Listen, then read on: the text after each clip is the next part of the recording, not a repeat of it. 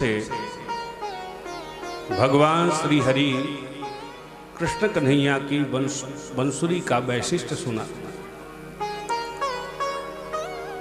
भगवान जब बंशी बजाते हैं तो सारी जड़ प्रकृति भगवान के वेणु रव से व्यामोहित हो जाती है। तो पहले जब कल जो बंसी की महिमा आपने सुनी है, वह बंसी भगवान ने शरद के सौंदर्य को देख करके बजाई, शरद ऋतु में बजाई। पर अब सुखदेव भगवान की महारास लीला का वर्णन कर रहे हैं। और महारास लीला को प्रारंभ करने से पहले अब जरा शांति का परिचय दें। माताओं से निवेदन है, जिसको जहां जगह मिल जाए वहां विराज जाएं, पर शोरगुल बिल्कुल भी ना करें। तो महाराज की कथा प्रारंभ करने से पूर्व श्री सुखदेव जी श्री कृष्ण को भगवान नाम से संबोधित कर रहे हैं। भगवान पिता रात्रि, अर्थात कहना चाह रहे हैं परीक्षित, अब एकदम सावधान होकर के श्रवण करो, क्योंकि अब मैं तुम्हें भगवान की कथा सुनाने जा रहा हूं। और भगवान करतुम अकर्तुम अन्यथा समर्थ जगदीश्वर हैं। भगवान के किए हुए पर हम संसारी जीवों को कोई भी अंगुलियां निर्देश करने का अधिकार नहीं है, क्योंकि भगवान सर्वसमर्थ है। तो तारात्रि भीक्ष भगवान अपिरंतुम मनश्चक्रे। आज वह शरद पूर्णिमा की रात्रि आई। कल के पावन प्रसंग में आप सभी श्रद्धालु श्रवण कर चुके हैं कि रास का मतलब होता है रसो वैसह, रस के समूह का नाम रास है। गोपियां कौन है, श्री कृष्ण कौन है, वेणु कौन है, ये सबका वर्णन आप कल सुन चुके हैं। तो तारात्रि भीक्ष भगवान अपिरंतुम मनश्चक्रे। देखो भाई, भक्त भगवान को चाहे, इसका नाम भक्ति। भक्त भगवान को चाहे, इसका नाम भक्ति। पर भगवान ही भक्त को चाहने लगे तो इसका नाम भक्ति की पराकाष्ठा।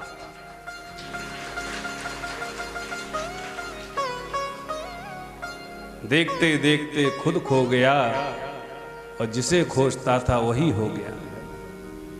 जानत तुम ही हो जाए। तो आज भगवान को अपनी उन ब्रजमामाओं की याद आई। किनकी? जिनका मेरे गोविंद ने चीर हरण करके वचन दिया था कि शरद पूर्णिमा की रात्रि में तुम्हारे मनोरथ को पूर्ण करे। तो वही शरद पूर्णिमा की रात्रि आई। अथवा तो कौन सी शरद पूर्णिमा की रात्रि आई?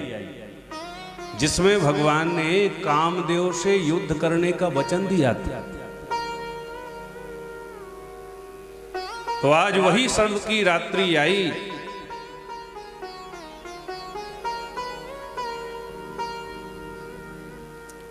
तो आज पुनः मेरे प्रभु ने बड़ी सुंदर बंशी बजाई, बड़ी सुंदर वेणु बजाई। पर कल जो बंशी की महिमा आपने सुनी है, वो बंशी भगवान की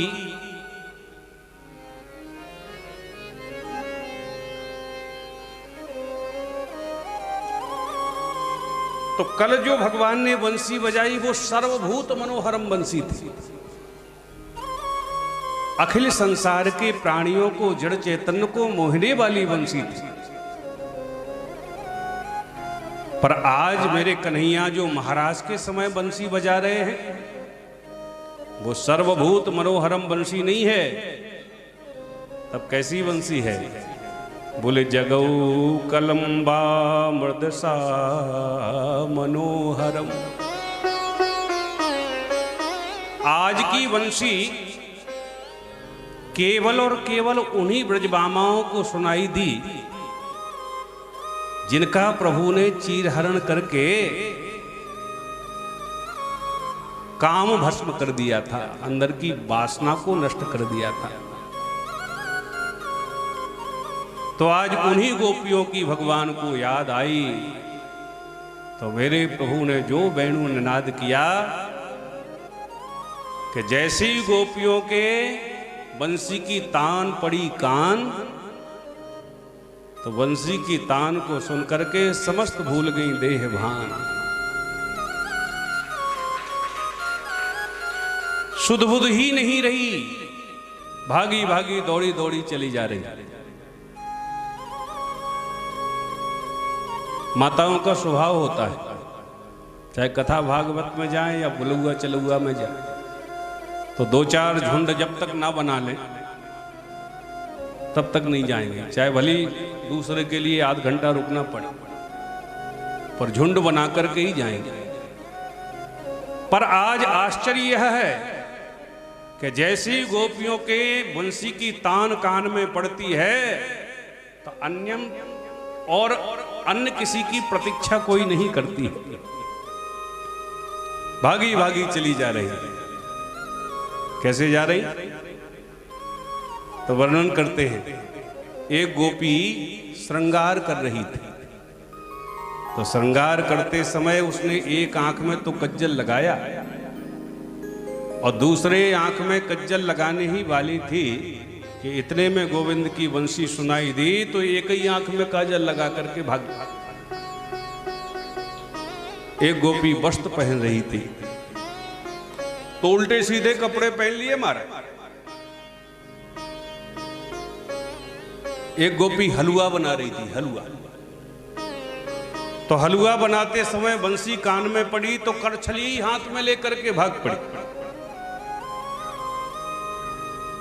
एक गोपी लीपापोती कर रही थी। लीपापोती तो जानते हैं आप लोग, माताएं गोबर से आंगन की लीपापोती करती और क्रीम पाउडर से अपने मुख की भी खूब लीपापोती करती। तो एक देवी ने अपने कपोलों पर अंगराग लगा लिया। पहले के समय भी ये साधन चलते थे, तो कपोलों पर अंगराग, आज के समय में जिसको लिपस्टिक कहते हैं ना, उसी को संस्कृत भाषा में कहते अधर रंजकम। अधर माने होठ, होठों को रंजित शोभायमान बनाने वाले। तो उस गोपी ने अपने कपोलों पर अंगराग लगा लिया, अर्थात क्रीम पाउडर लगा लिया। लगाई ही थी कि इतने में कन्हैया की बंसी की तान जो कान में पड़ी, तो बेचारी उसको व्यवस्थित करना भूल गई और वैसे के वैसे ही लगी लगाई भाग पड़ी। व्यस्त्यस्त वस्त्राभरणा काशित कृष्णांत कम ययु।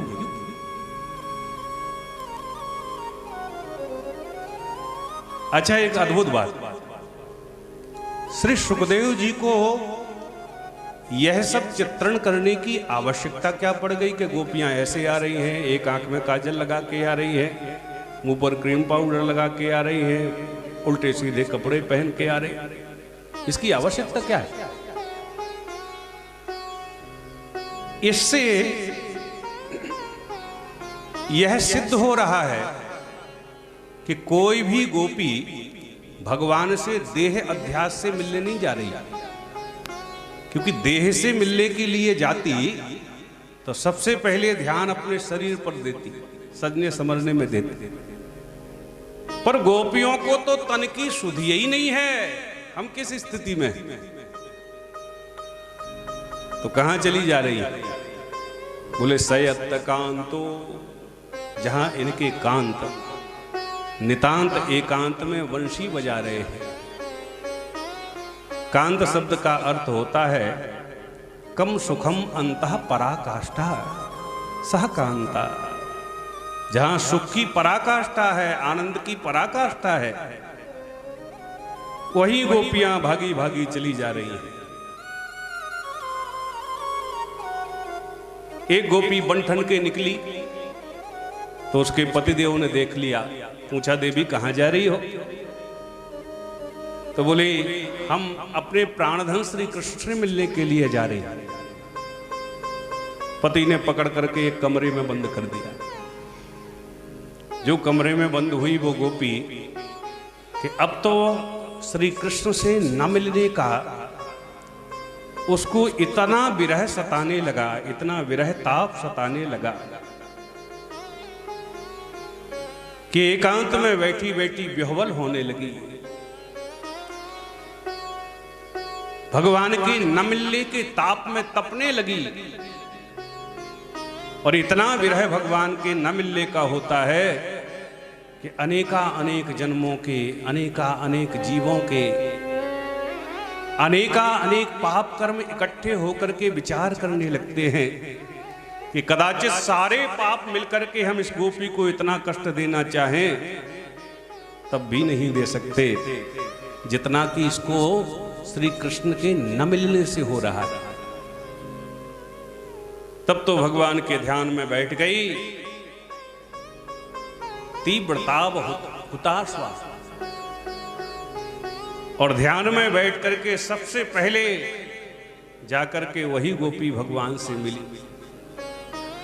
जैसे ही भगवान से मिलना हुआ कि अब तो ध्यान में भगवान से मिलने पर इतना इसको आनंद मिला, इतना इसको सुख मिला कि अनेका अनेक जन्मों के, अनेका अनेक जीवों के, अनेका अनेक पुण्य एकत्रित होकर विचार करने लगे कि यदि हम सब मिलकर के भी इस गोपी को इतना सुख देना चाहें तब भी नहीं दे सकते जितना कि इसको ध्यान में भगवान श्री कृष्ण के मिलन से उत्पन्न हो रहा है, प्राप्त हो रहा है।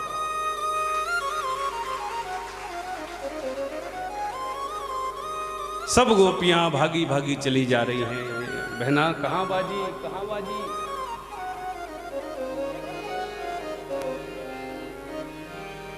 श्री सुखदेव बाबा वर्णन करते हैं, निशम गीतम तदनंग वर्धनम, निशम गीतम तदनंग ब्रजस्या कृष्ण गृहीत मानसा, ब्रजस्या कृष्ण गृहीत मानसा, आजगमो रन्यो निर्मलक्ष्य तोद्यमा, आजगमो रन्यो निर्मलक्ष्य तोद्यमा, सयत कांतो जब लोल कुंडल, निशम गीतम तदनंग वर्धनम, मुरली के धुन सुनी सखीरियाज, मुरली के धुन सुनी सूझत ना कछु काम काज आज, सूझत ना कछु काम काज आज, मुरली की धुन सुनी सखीरियाज, निशम गीतम तदनंग वर्धनम, निशम गीतम तदनंग। मम गम गरे सनि सधनि सा, मुरली की धुन सुनी सखीरियाज, मुरली की धुन सुनी, गम गरे सनि सधनि सरे गा, मुरली की धुन सुनी सूझत ना कछु सूझत ना कछु काम काज आज मुरली की धुन सुनी निसम गीतम तदनंगवर्धनम निसम गीतम तदनंग आजगमुरल्यो नवलाक्षतोद्यमा आजगमुरल्यो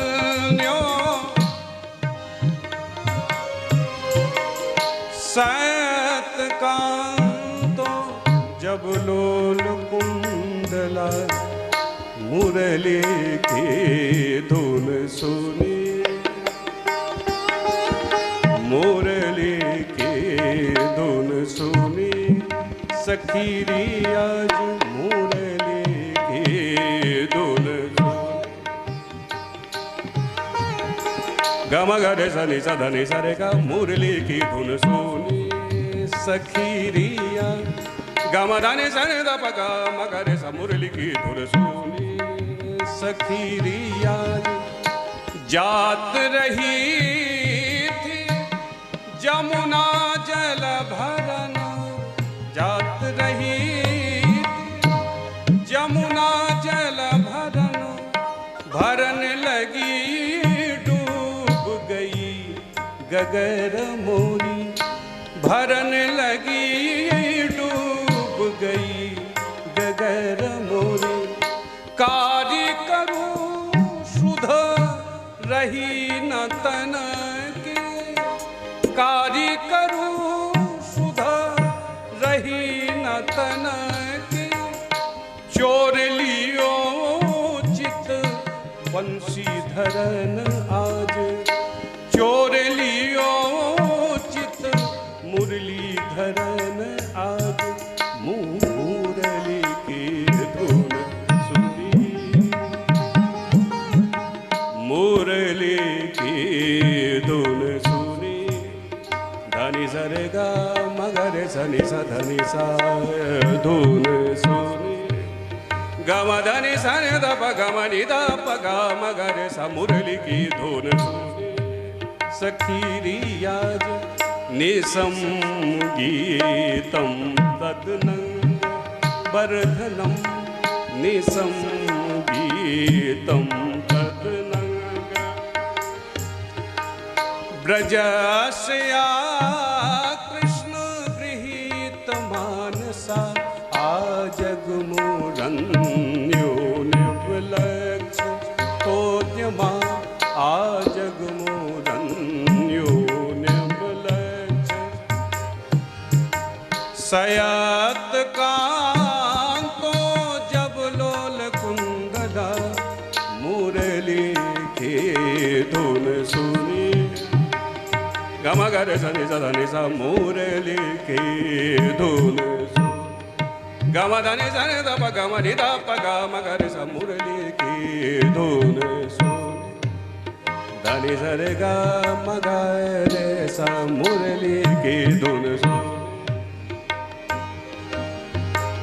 निसम गीतम तदनंग वर्धनम निसम गीतम तदनंग मुरली की धुन सुनी सखीरी आज मुरली की धुन सुनी मुरली की धुन सुनी सखीरी आज मुरली की धुन सुनी सखीरी आज मुरली की धुन सखीरी आज मुरली की धुन मुरली की धुन मुरली की धुन सुनी सखीरी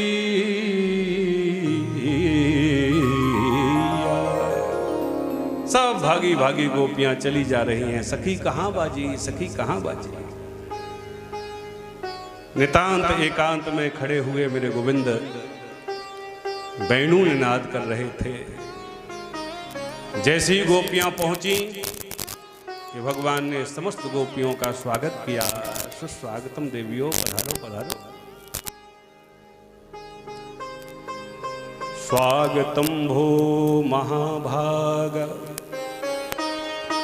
प्रियम किम करवामुते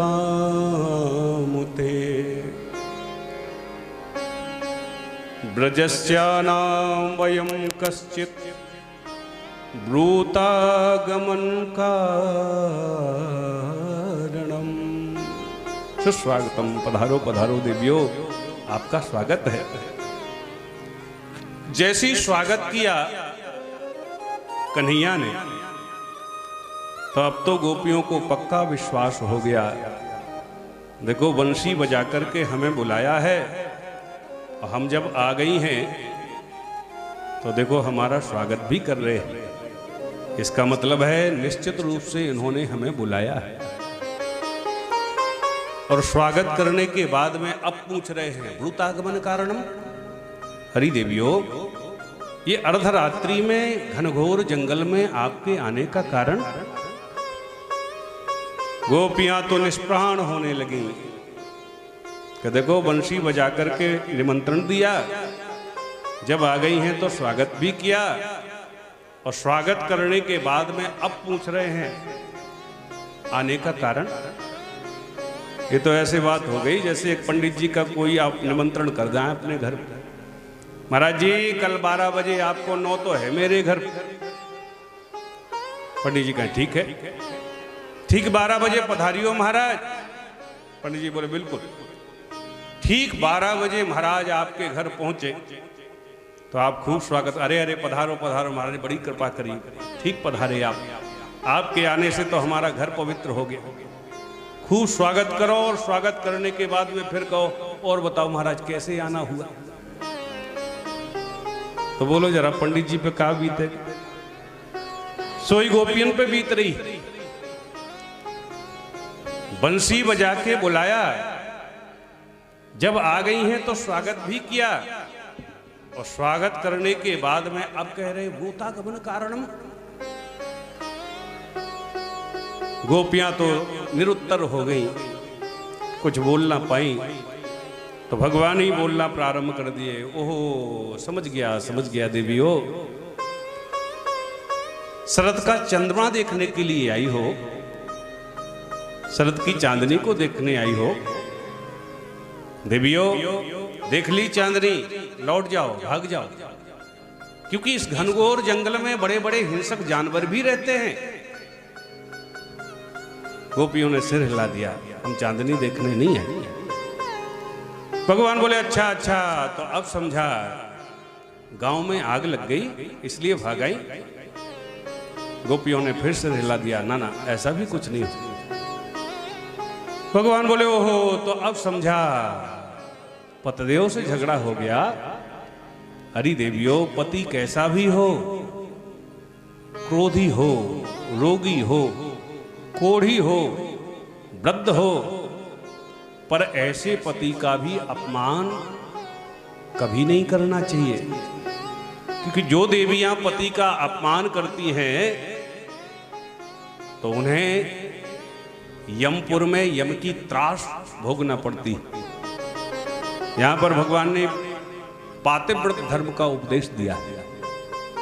भगवान कहते देवियों, दुस्सीलो दुर्भगो वृद्धो जड़ो रोग धनो पिबा पति स्थिर्विर्नहातव्य लोके सुभिरपातुकी। पति कैसा भी हो, पर ऐसे पति का भी अपमान नहीं करना चाहिए। इसी का अनुवाद गोस्वामी तुलसीदास जी ने किया। वृद्ध रोग बस जड़ धन हीना, वृद्ध रोग बस जड़ धन हीना, वृद्ध रोग बस जड़ धन हीना, वृद्ध रोग बस जड़ धन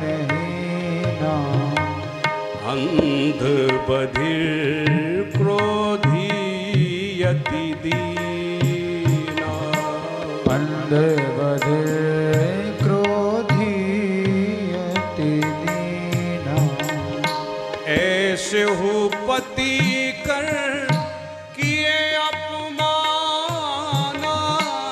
ऐसे हो पति कर किए अपमाना। नारी पाए यमपुर दुख नाना। नारी पाए यमपुर दुख नाना। वृद्ध रोग बस वृद्ध रोग बस वृद्ध रोग बस जड़ धनहीना। भगवान कहते ऐसे हु पति कर किए अपमाना, तो नारी पाए यमपुर दुख नाना। भगवान कहते देवियों ध्यान से सुनो। एक पतिव्रता स्त्री थी जो सर्वस्व अपने पति को ही मानती थी। अब एक दिन क्या हुआ कि उसका पति खेत से हारा थका आया और अपनी देवी के गोद में सर रख कर के सो गया। उसको एक ही बेटा था जो थोड़े दूर पर खेल रहा था। थोड़े से ही दूर पर एक अग्नि का कुंड जल रहा था, आग धधक रही थी। खेलते खेलते उसका बेटा अचानक से उस धधकती हुई अग्नि के कुंड में गिर पड़ा। अब उस देवी के सामने धर्म संकट खड़ा हो गया। पति को जगाती हूं तो पातिव्रत धर्म नष्ट होता है, और नहीं जगाती हूं तो बेटा जल करके भस्म हुआ जा रहा है। एक ही बेटा है। कुछ समझ नहीं आया तो घबराहट के मारे बेचारी रोने लगी, और रोने से उसके आंखों से झरझर अश्रुधारा प्रवाहित होने लगी।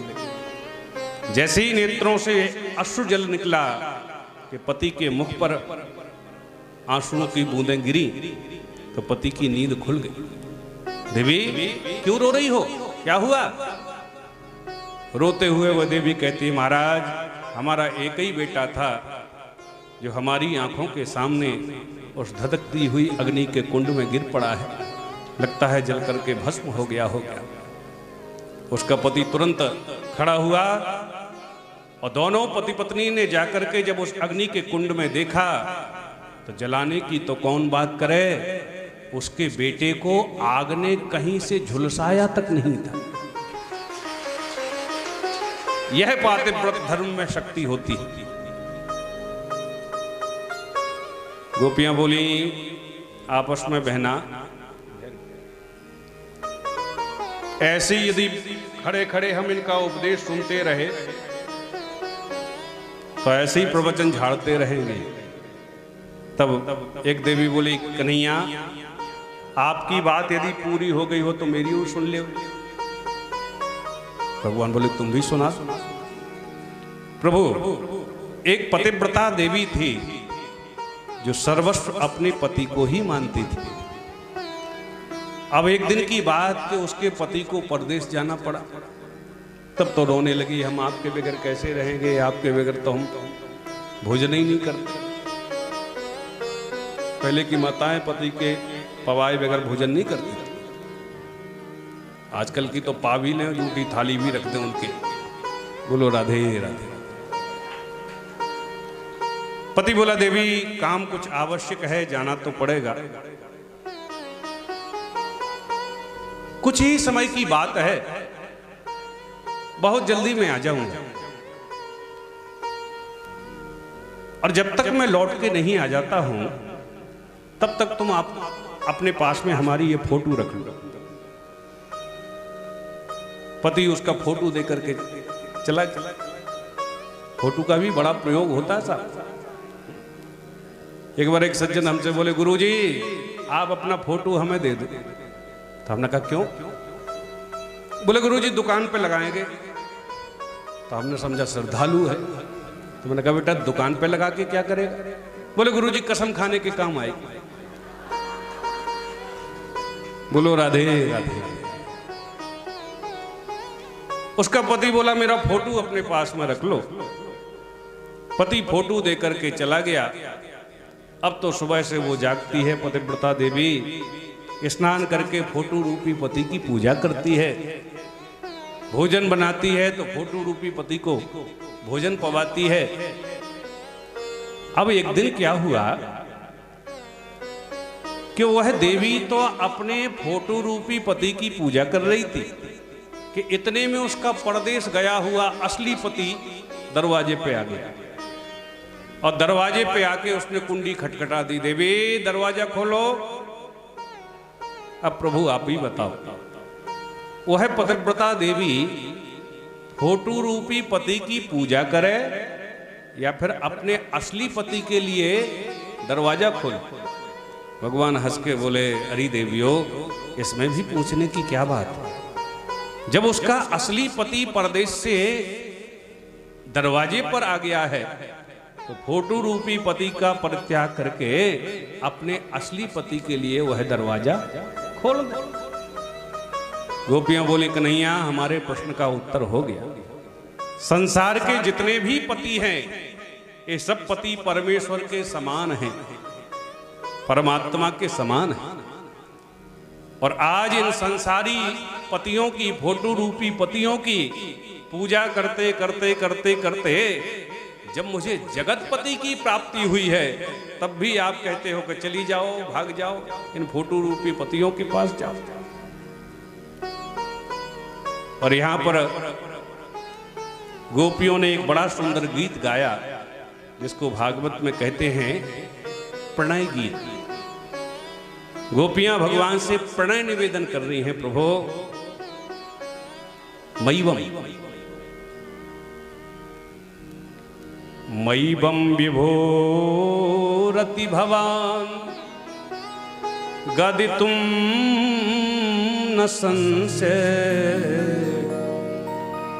संत्यज्य सर्व विषयान् तव पाद मूल। गोपियां कहती है, प्रभु मयिवम अर्थात ऐसा मत बोल। प्रभु मुझे तो समझ नहीं आता कि आपका तो हर एक अंग मधुर है। रखिलम मधुरम वचनम मधुरम मधुराद पते रखिलम मधुरम। तो आज मुझे समझ ये नहीं आ रहा कि माधुर्य मूर्ति माधव के मुखारविंद से एक कटु करेला जैसा वचन क्यों निकल रहा है? इसको कहते हैं चरसिया प्रेम। संस्कृत में इसका नाम है चरसिया प्रेम। गांव में पहले के समय आपने देखा होगा, गांव के किसान लोग कुएं से पानी खींचकर निकाल करके फिर खेत में डालते थे। तो एक चमड़े का बना हुआ बड़ा भारी पात्र होता था, उसको तरसा बोलते थे। तो रस्सी में बांध करके कुएं में उसको डाल दिया। रस्सी का एक सिरा बैलों से बांध दिया, तो बैलों के सहारे उसका पानी निकालते थे। अब उस पात्र में बहुत सारा पानी भर के ऊपर तो आ गया, पर इतना सारा पानी कुएं से बाहर कैसे आया? तो समझदार किसान क्या करता था? समझदार किसान उस तरसे में कुएं की तरफ धक्का मारता था, और जितनी जोर से कुएं की तरफ धक्का उस तरसे में मारता था उतने ही वेग से वो कुएं के बाहर आ जाता था और किसान पकड़ करके उस से पानी निकाल लेता था। ऐसे ही प्रेम की गति भी विलक्षण है। अहिरिव गति प्रेम लक्षणा, अहिरिव गति है, सर्प के समान गति प्रेम की है। सर्प जब लहरा के चलता है ना तो पता नहीं चलता किधर जाएगा। ऐसे ही प्रेम में निषिद्ध ही स्वीकृति है और स्वीकृति ही निषेध है।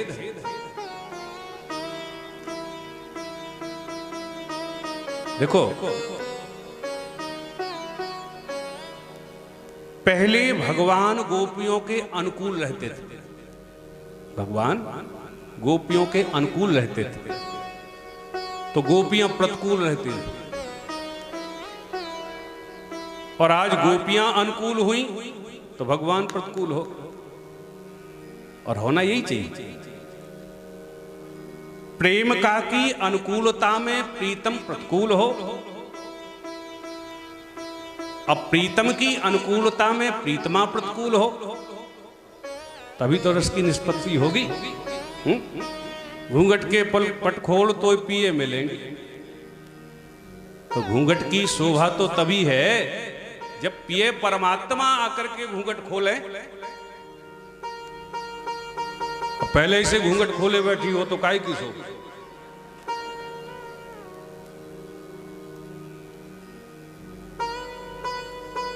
एक बार एक ब्रज की गोपी सज धज के निकली बन समर के, जमुना जल भर के ला रही थी, और मन में भाव यही था कि कन्हैया हमको छेड़े। तो भगवान तो अंतरात्मदृक है, सिर पर मटकी रखे हुए चली आ रही थी कन्हैया का चिंतन करते हुए। भगवान समझ गए, और भगवान ने आके उस ब्रजांगना के गोपी के अंचल को पकड़ लिया, आंचल को पकड़ लिया। पर जैसे ही उसके अंचल को गोविंद ने पकड़ा तो डांटने लगे। अब देखो, पहले मन में यही सोच रही थी कि कन्हैया हमें छेड़े, और जैसे ही गोविंद ने छेड़ा सोई डांटने लगी, ए कन्हैया तुझे लोक लाज का बिल्कुल भी भय नहीं है क्या? अरे देख देख, पूरी समाज मुझको देख रही। कहती मुंचांचलम चंचल पश्चलोकम बालोसी नालोक यसे कलंकम। तुझे लोक कलंक से भय नहीं लगता क्या? जब भगवान को डांट दिया तो बेचारे चुपचाप जाकर के एक कोने में खड़े हो। जैसे ही कन्हैया कोने में खड़े हुए तो कटीले नेत्रों से देख करके कहती है, गोपाल गोपाल न पंडितोसी भावम न जाना विलासनी नाम। अरे गोपाल, तू ठहरा पक्का गैया चराने वाला गोपाल। अरे हम भाव भरी गोपियों के भाव को तू बिल्कुल भी नहीं समझता। मैं तो ऊपर मन से कह रही थी कि छोड़ मेरे अंचल को, मन से तो यही चाहती थी कि कन्हैया मेरे अंचल को पकड़े, मुझे छेड़े।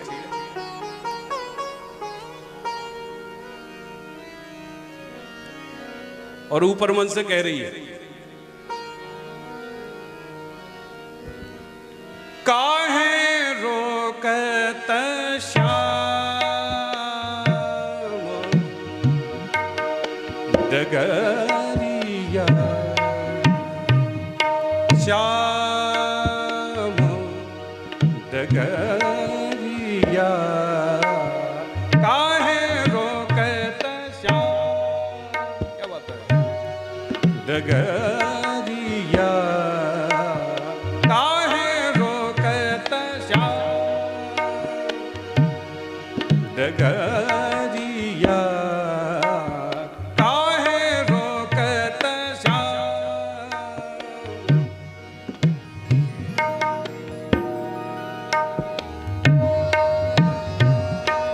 श्याम डगरिया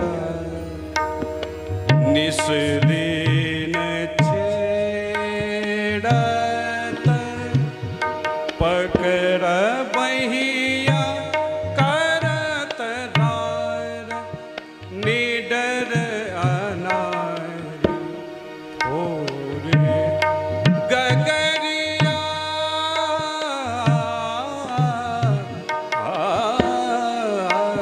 काहे रोकत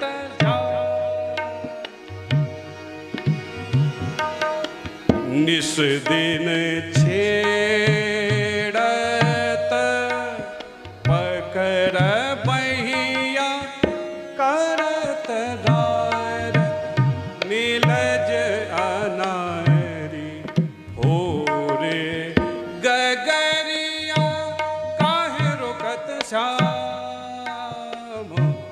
डगरिया काहे रोकत ग्वाल बाल संग धूम मचावत ग्वाल बाल संग धूम मचावत इत छेड़त पनिहारी उत दधी माखन छीनत नटखट नंदलाल के मोहे बावरिया काहे रोकत डगरिया काहे रोकत काहे रोकत श्याम डगरिया काहे रोकत श्याम। क्या बात है डगरिया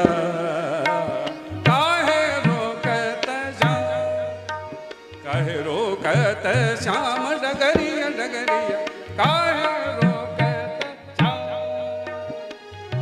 डगरिया काहे रोकत श्याम काहे रोकत श्याम डगरिया डगरिया काहे रोकत श्याम डगरिया काहे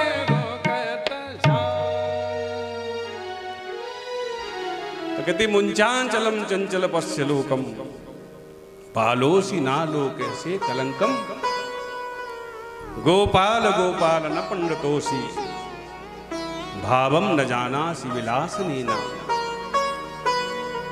गोपियां कहते हैं कन्हैया अब हम कहाँ जाएं? भगवान कहते अपने घर जाओ। और कहाँ जाओ? तब कहती हैं आपने बंसी बजा करके हमारे चित्त को खींच लिया है। चित्तम सुखेन भवताप हतम गृहेषु। और बगैर मन के हम घर जाके भी क्या करेंगी? और प्रभु आपने बंसी बजा करके जो हमारे हृदय में कामग्नि बढ़ा दी, क्योंकि निसंब गीतम तदनंग वर्धनम। जब बंसी भगवान ने बजाई तो कैसी है? अनंग वर्धनम।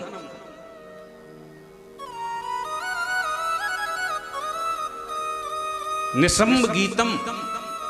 भगवान ने बंसी में क्लीम मंत्र फूंक दिया। क्लीम मंत्र। सुखदेव जी लिख रहे हैं निसंब गीतम। कन्हैया ने बंसी में गीत बजाया, पर गीत कौन सा बजाया? एक रहस्यमय बात बन के रह गई। तो बंसी के ही साक्षात अवतार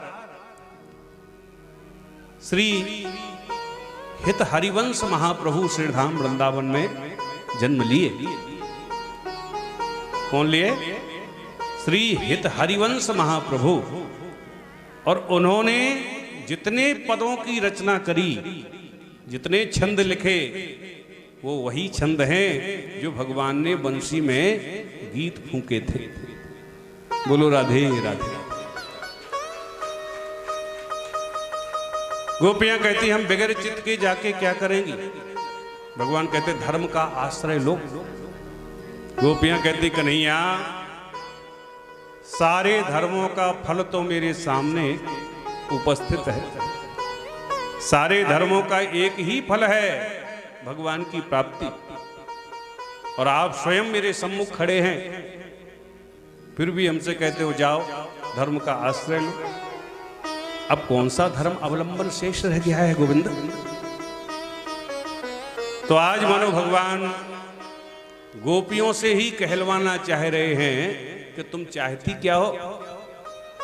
तब तो गोपियों ने अपने मनोरथ को कन्हैया के सम्मुख रख दिया। प्रभु सिंचांगनस्तदधामृतपूरकेण,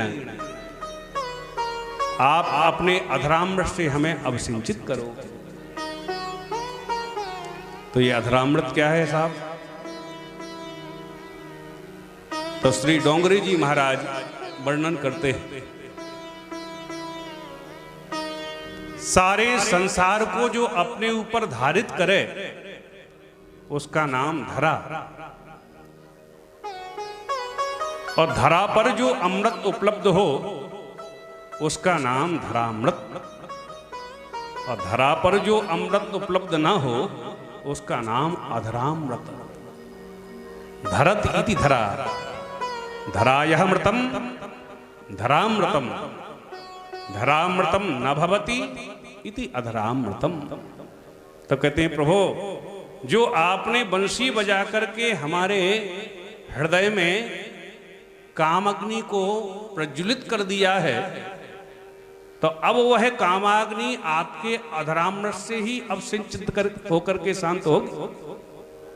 इसलिए सिंचांग नस्तधरामृत पूरकेण, आप अपने अधरामृत से हमें अब सिंचित करो।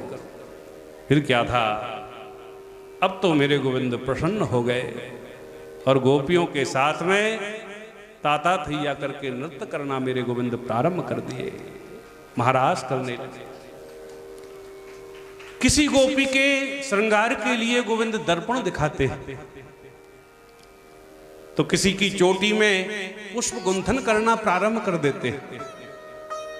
कोई अलाव भर के जब गाती है रागेश्वरी बागेश्वरी में, मालगुंजी में, भगवान निहाल हो जाते हैं। हरी देवी कितना मधुर कंठ है आपका, कितना सुरीला गाती हो।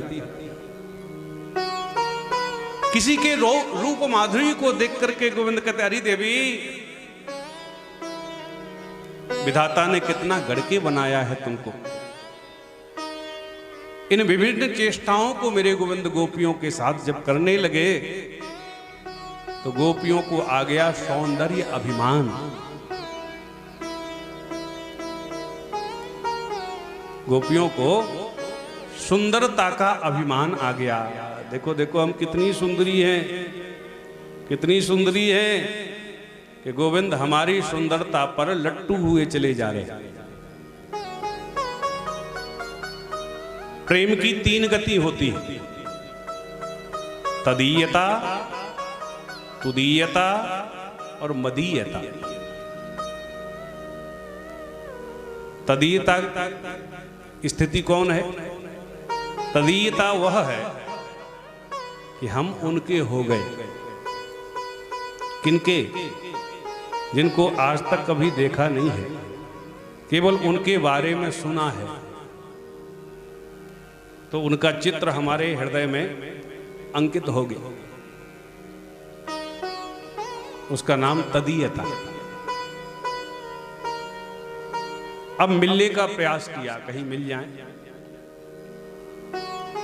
भगवान की कृपा से किसी मेले ठेले में भेंट हो गई, तो दूर से किसी ने बताया वही है।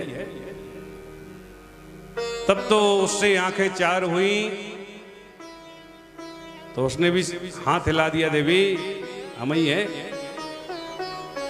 दोनों की आंखें चार हुई तो उसने भी अपनी स्वीकृति जता दी, चिंता न करो देवी हम भी तुम्हारे।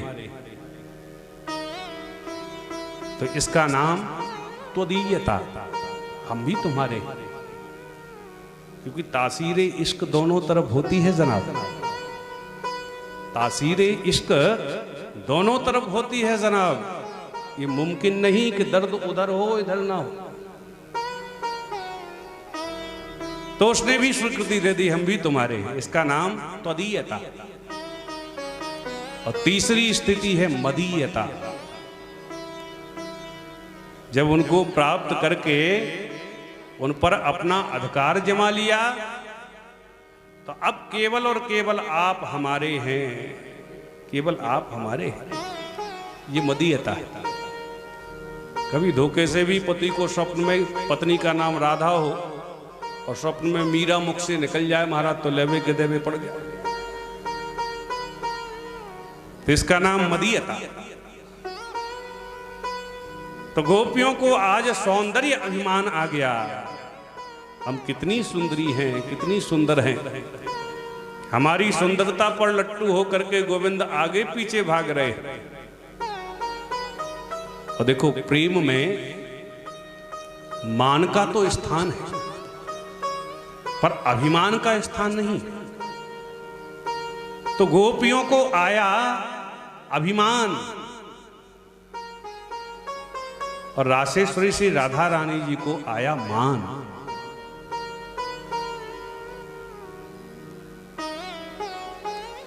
फिर क्या था, जहां आता है अभिमान वहां से खिसक जाते हैं भगवान।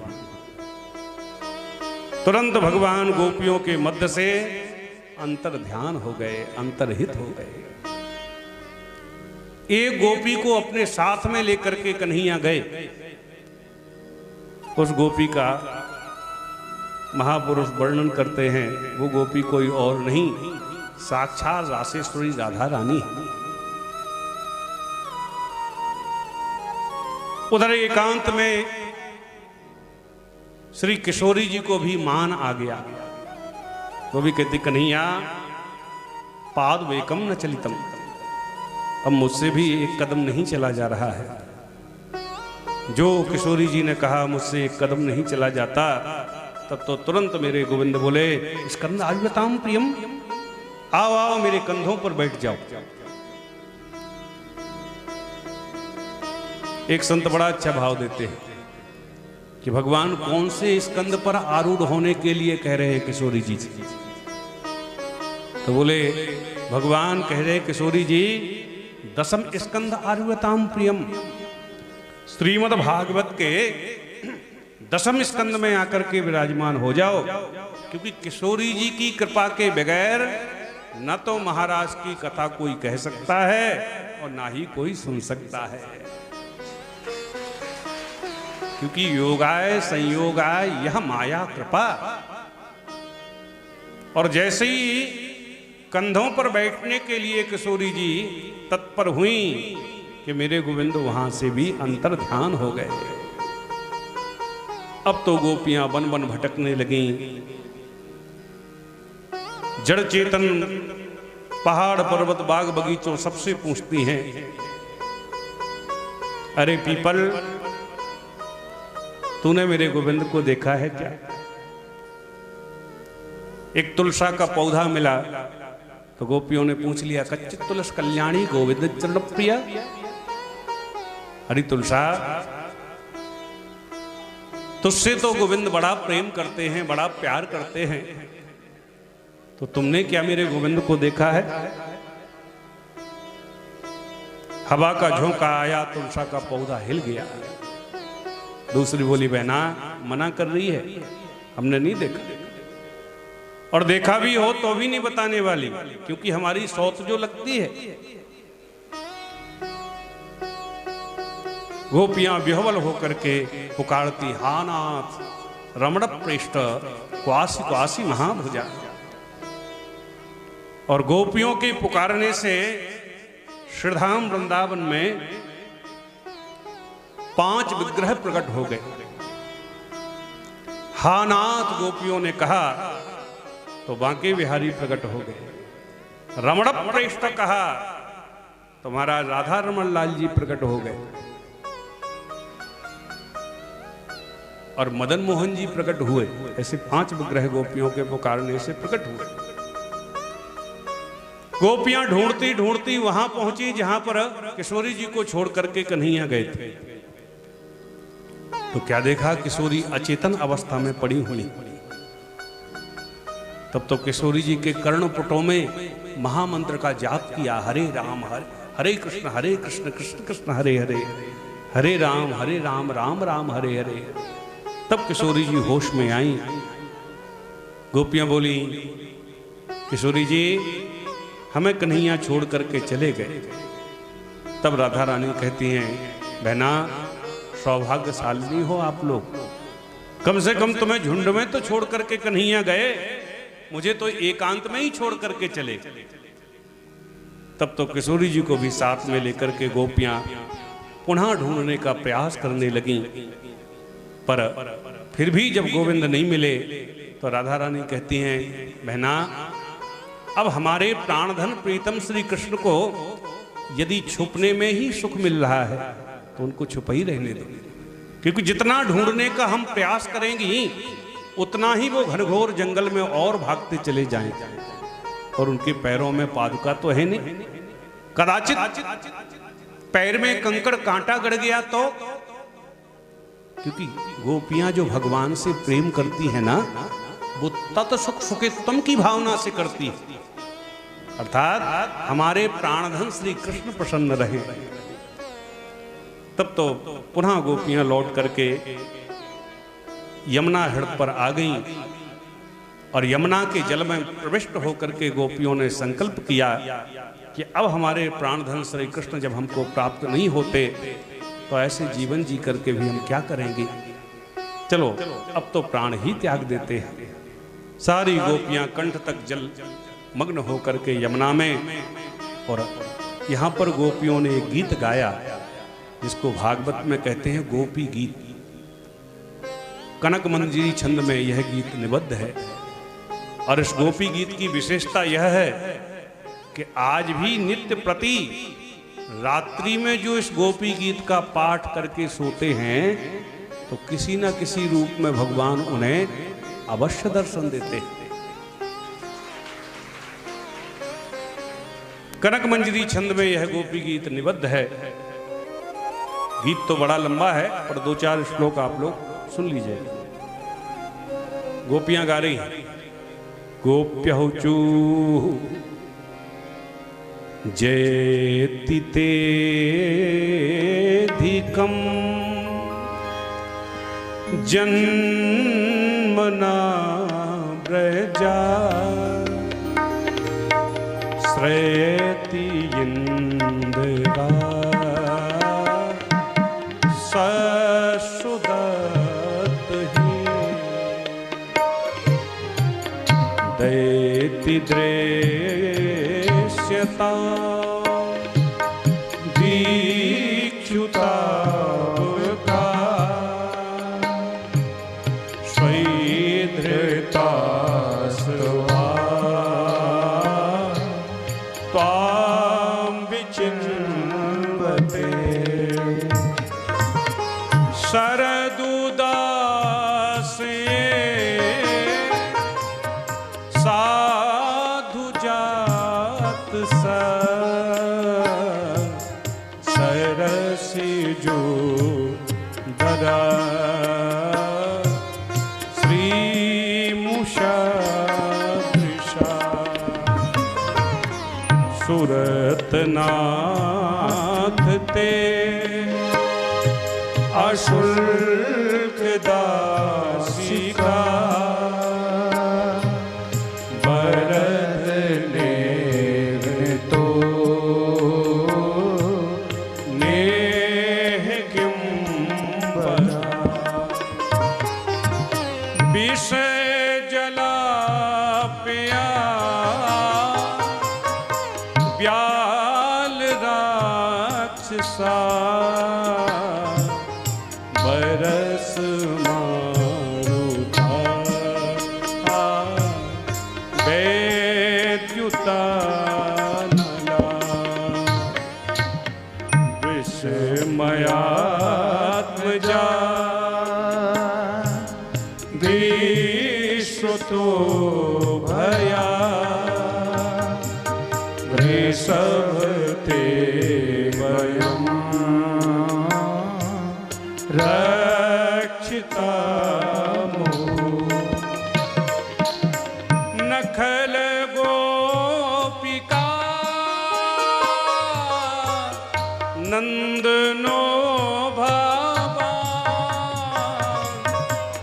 अखिल देहिना अंतरात्मदृक्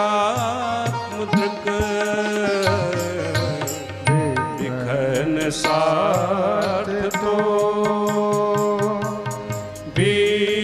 विश्वगुप्त ये सख उदेवा सात्वतां पुरे तब कथामृतम् तप्त जी कभी भी वीरतम कल्मषापहम् श्रवणमङ्गलम्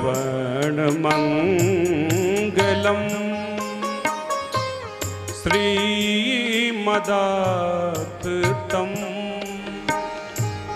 भुवि गृह्णन्ति ते भूरिदा जना भुवि गृह्णन्ति ते भूरिदा जना। गोपियां गीत गाते हुए कहती हैं जयति तेधिकम, हे प्रभु आपकी जय हो जय हो।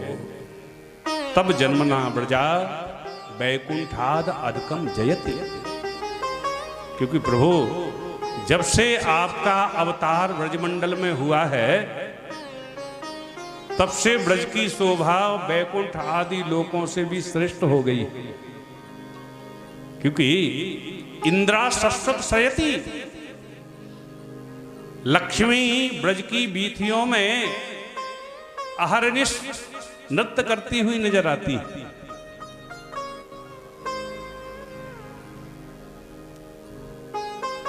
हे दयालु अब तो दर्शन दे दो, आपकी दर्शन की लालसा में कैसे बन बन घूम रही हैं, कैसे भटक रही हैं। दयति दशरताम प्रत्यक्ष भूयताम, कन्हैया अब तो प्रकट हो जाओ।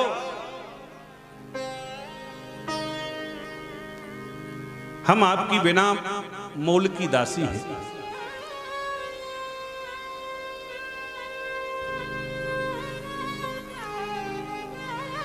एक कहते बहना नखल गोपिका नंदनो भवान अखिल देही नाम अंतरात्म दृक्।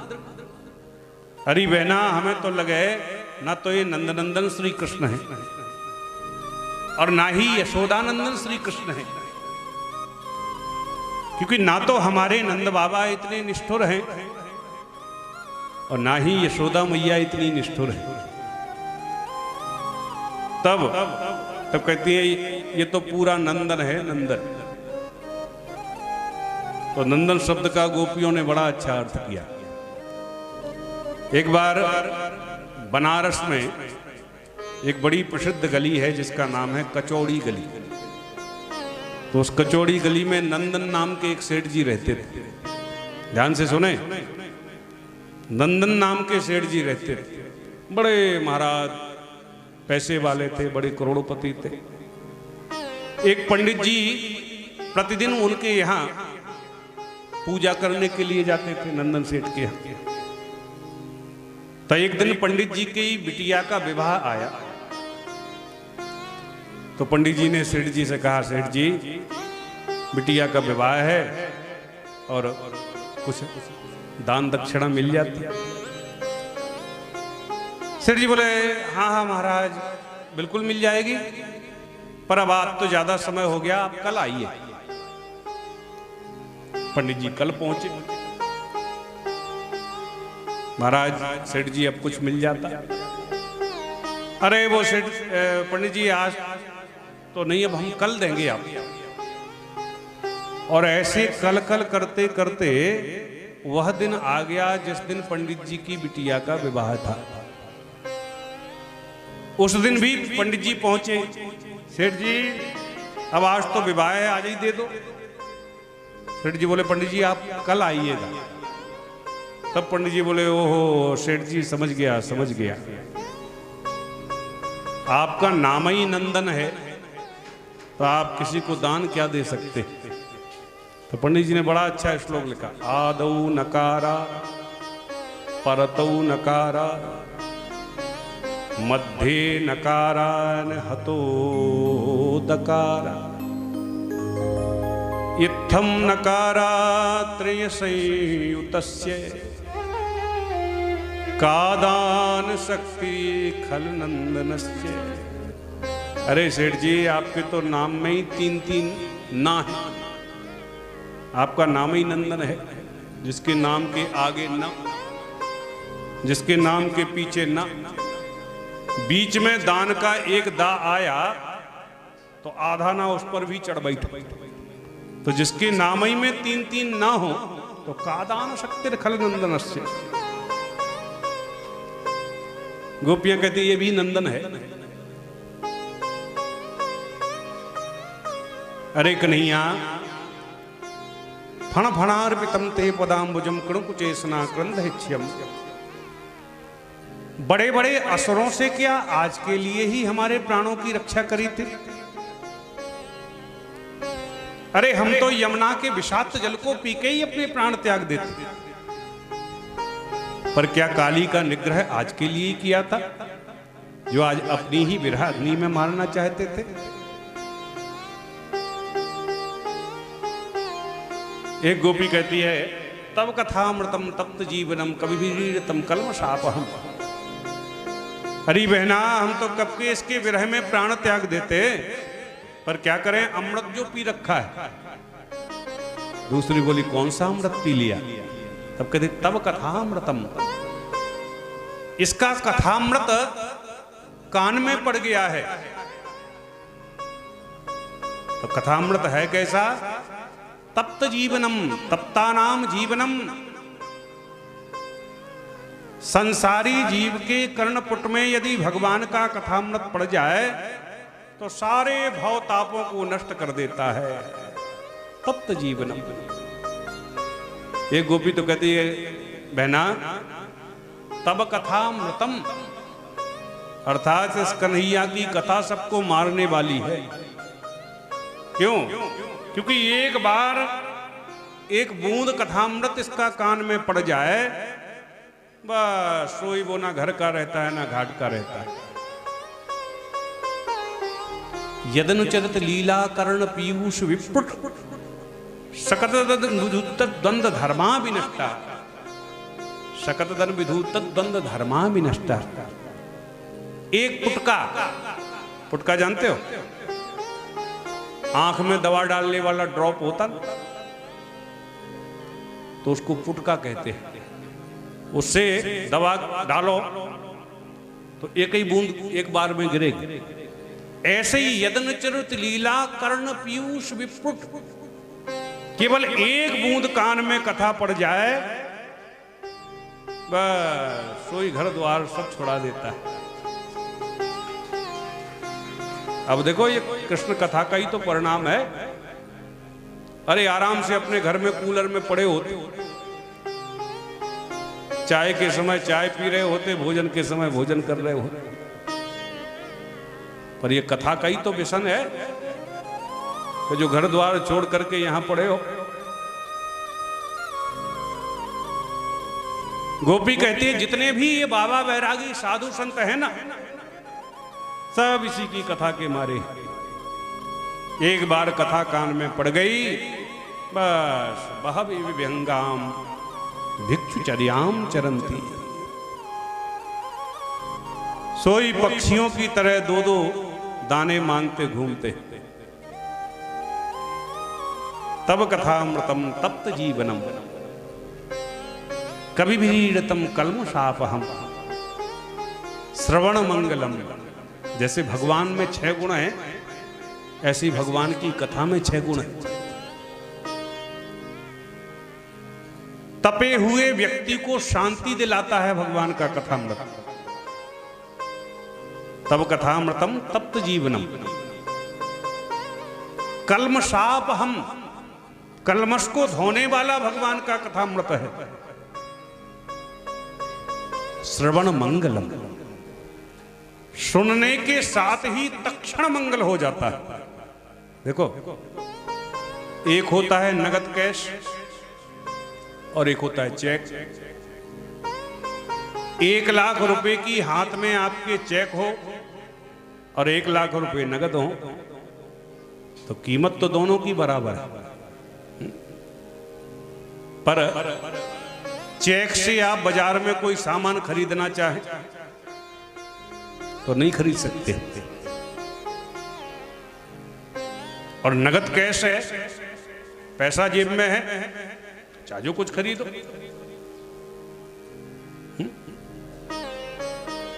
अब चेक लियो और सौदा खरीदना है, तो चेक से आज तो मिला नहीं, अब तो चेक से तो पैसा कब मिलेगा? बैंक जाओ, जब बैंक में जमा करो तब पैसा मिले। तो आज कुछ खरीद नहीं पाए, कल संडे पड़ गया, बैंक बंद है, अब कैसे खरीद पाओ? तो भगवान के अन्यान्य जो और भी कार्य हैं, यज्ञ है, अनुष्ठान है, जप तप है, ये चेक के समान है, कालांतर में इनका फल आपको मिले। पर भगवान का जो कथामृत है, श्रवण मंगलम, वो तक्षण फल देने वाला है। जैसे ही कान में कथा पड़ी कि तक्षण मंगल हो जाता है, तक्षण मंगल हो जाता है। श्रवण मंगलम श्रीमदाततम भुवि गणंत ते भूरिदा जना। गोपियां कहते हैं कन्हैया, संसार में बड़े बड़े दानी हैं, कोई भूमि दान करता है, कोई स्वर्ण दान करता है, कोई वस्त्र दान करता है, पर जे जना भुवि गणंत ते जना भूरिदा, जो जन आपकी कथा का दान करते हैं, तो भगवान की कथा से बड़ा और संसार में कोई दान नहीं है। क्योंकि भगवान की कथा सुनाते सुनाते भगवान के ही रंग में रंग देते हैं। इसलिए भुवि गणंत ते भूरिदा जना, जो आपकी कथा का दान करते हैं वो संसार के सर्वश्रेष्ठ दानी हैं।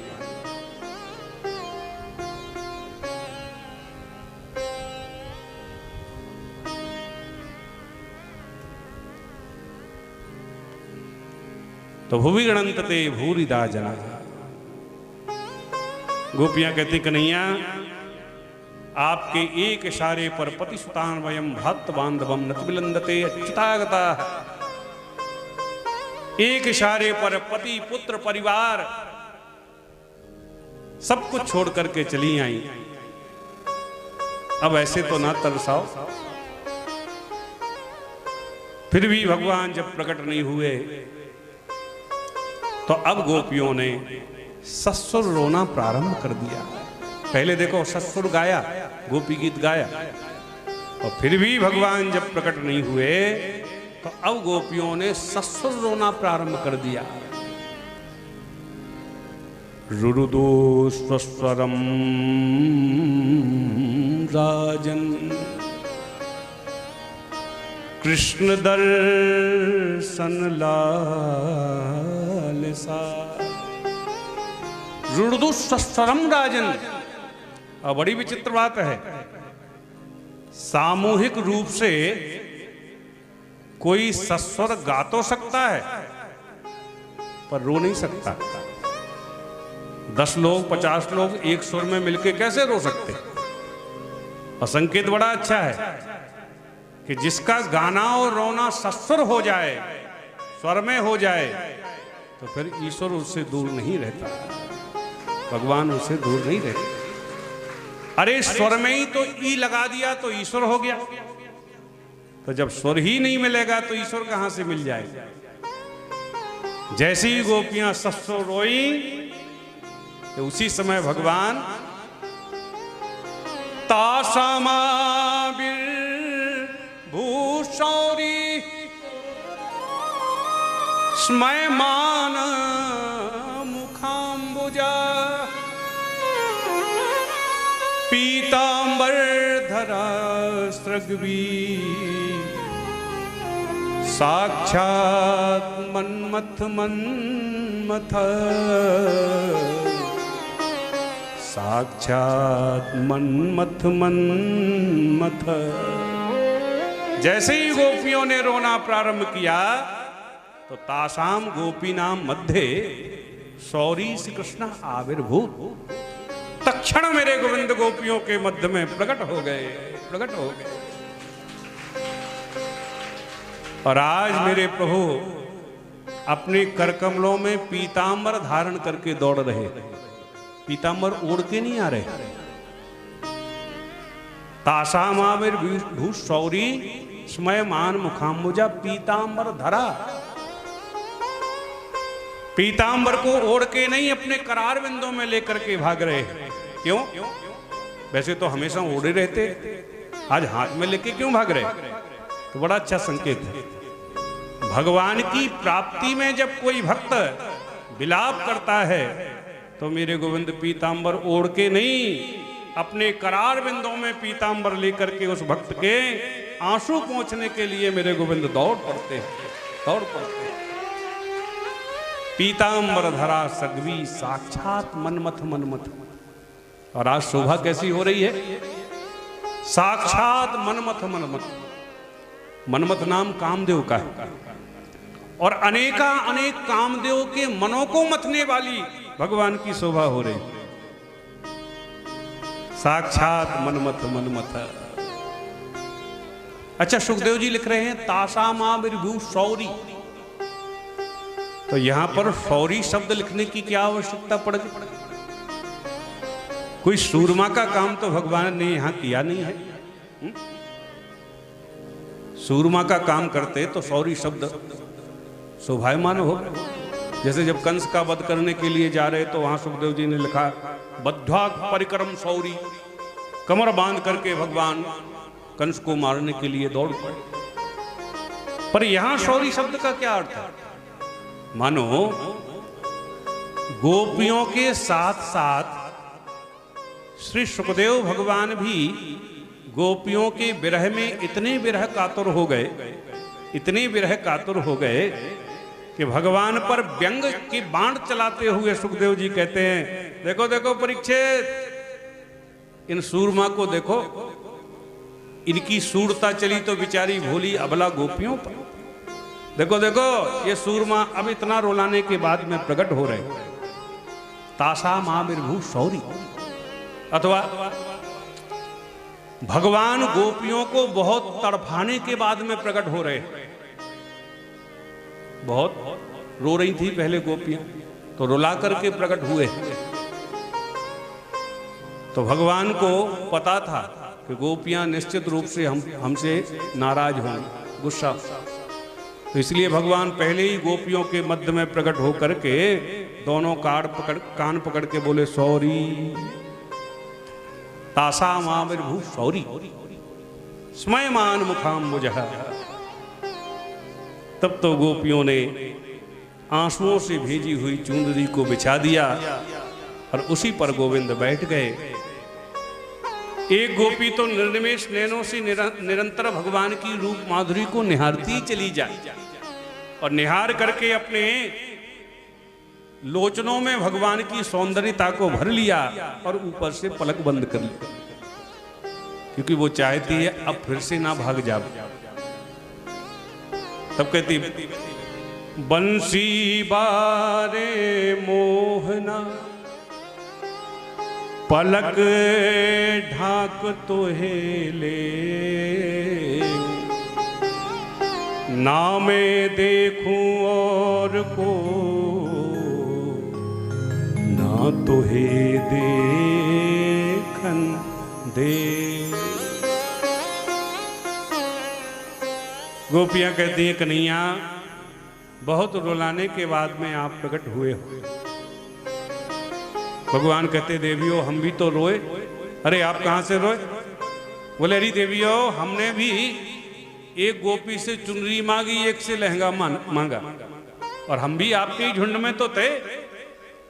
गोपियां बोली अच्छा हमारे साथ में थे, झूठ बोल रहे हो? भगवान बोले सच में। गोपियां बोली तो जब हम कहते थे हा कृष्ण हे कृष्ण, तो आप क्या कहते थे? भगवान बोले हम भी कह देते थे हे कृष्ण हा कृष्ण।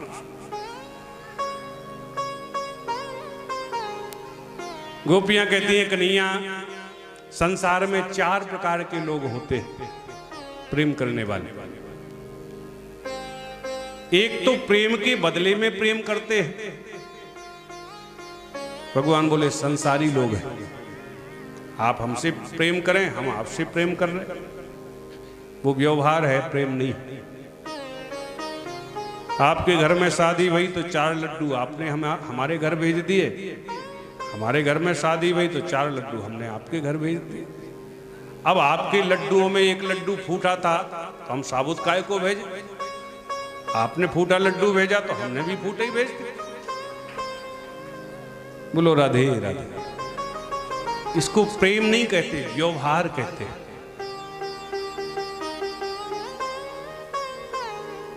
और एक ऐसे प्रेमी होते हैं कि आप भले ही प्रेम ना करो पर हम तो करेंगे।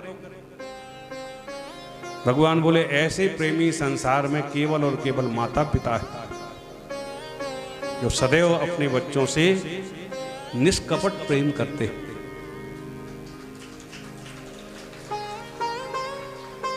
एक होते हैं आत्माराम, एक होते हैं आप्तकाम, एक होते हैं अकृतज्ञ और एक होते हैं गुरुद्रोही।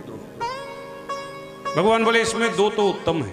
आत्माराम तो वह है जो अपनी आत्मा में ही रमण करते रहते हैं, वो आत्माराम, उन्हें संसार से मतलब क्या है।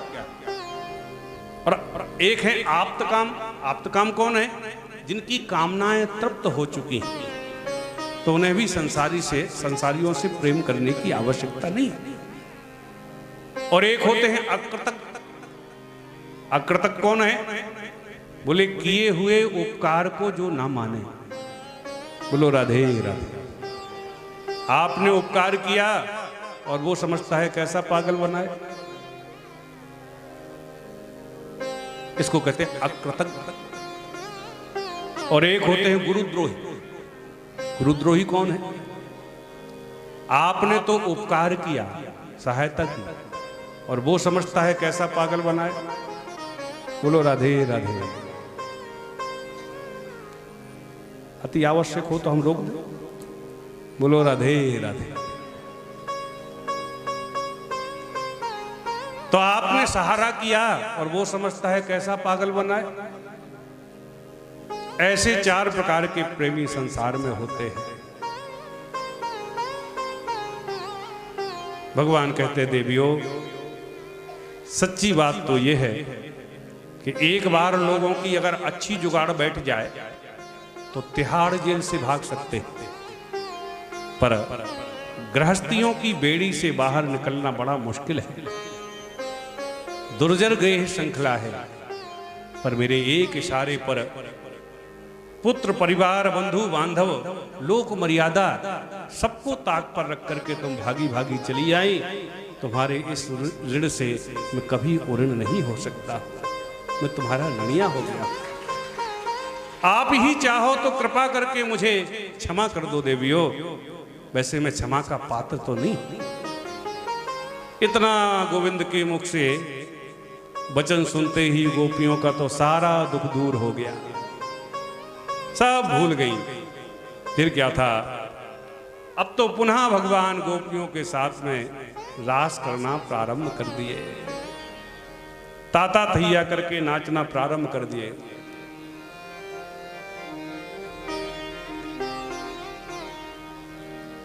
जैसे ही भगवान ने ताता थैया करके गोपियों के साथ में नाचना प्रारंभ किया तो आ गया कामदेव। और कामदेव ने भगवान के ऊपर 5 बाण चलाए, जिनके नाम सुन लीजिएगा। वशीकरण, उच्चाटन, उद्दीपन, सम्मोहन और स्तंभन।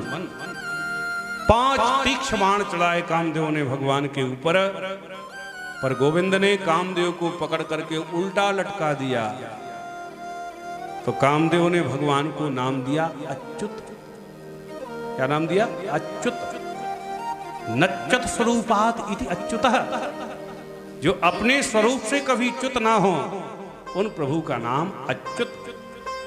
और कामदेव ने दूसरा नाम दिया गोविंद को मदन मोहन।